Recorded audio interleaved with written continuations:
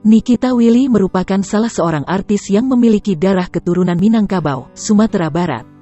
Pemilik nama lengkap Nikita Purnama Willy lahir tanggal 29 Juni tahun 1994, usianya kini 26 tahun. Nikita merupakan anak pertama pasangan Henry Willy dan Yora Febrin.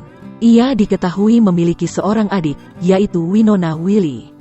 Nikita Willy resmi menikah dengan seorang pengusaha muda bernama Indra Priawan Joko Sutono yang juga pewaris perusahaan Bluebird. Nikita memulai karir di dunia hiburan Indonesia sebagai bintang tamu di sinetron Jin dan Jun, saat usianya masih 6 tahun.